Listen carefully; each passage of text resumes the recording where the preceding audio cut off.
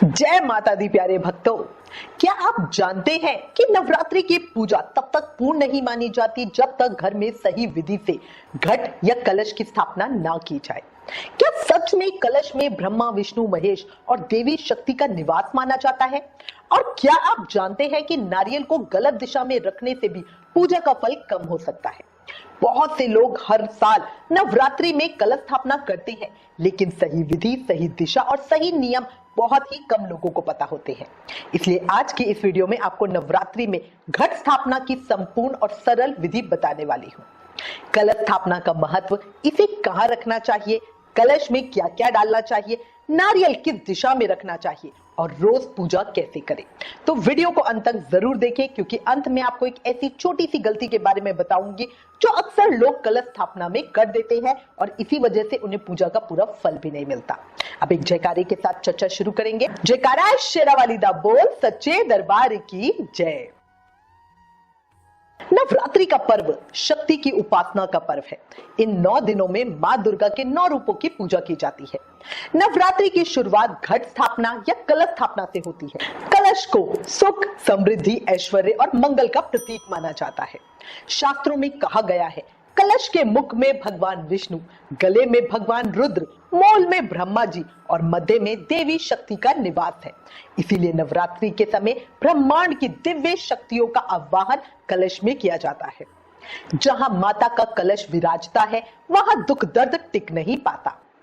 ऐसा माना जाता है कि कलश स्थापना से घर की नकारात्मक ऊर्जा समाप्त होती है और घर में सुख, शांति और समृद्धि आती है। अब सबसे बड़ा सवाल जो लोग अक्सर पूछते हैं, कलश स्थापना कहाँ करनी चाहिए? कुछ लोग खेतरी या जौ के पात्र के बीच में कलश रखते हैं, कुछ लोग घर के मंदिर में या पूजा चौकी पर रखते हैं। तो दोनों ही तरीके सही माने जाते हैं।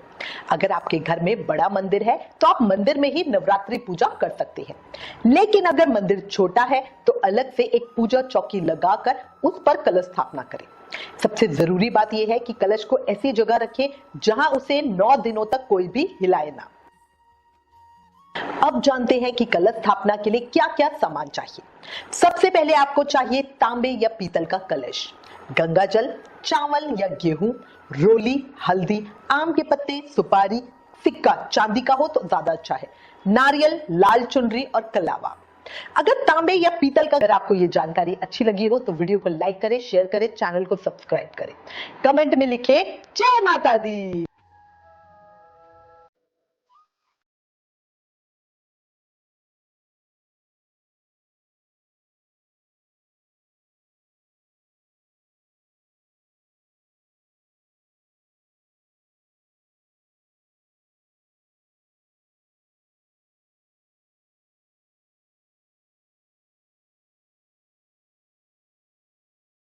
अगर आपको ये जानकारी अच्छी लगी हो तो वीडियो को लाइक करें, शेयर करें, चैनल को सब्सक्राइब करें, कमेंट में लिखें जय माता दी। अगर आपको ये जानकारी अच्छी लगी हो तो वीडियो को लाइक करें, शेयर करें, चैनल को सब्सक्राइब करें, कमेंट में लिखें जय माता दी।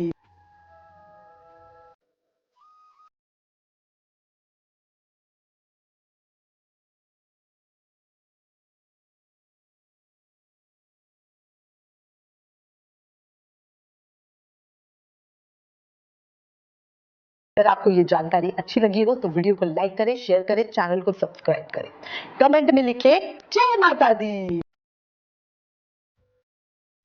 अगर आपको ये जानकारी अच्छी लगी हो तो वीडियो को लाइक करें, शेयर करें, चैनल को सब्सक्राइब करें, कमेंट में लिखें जय माता दी।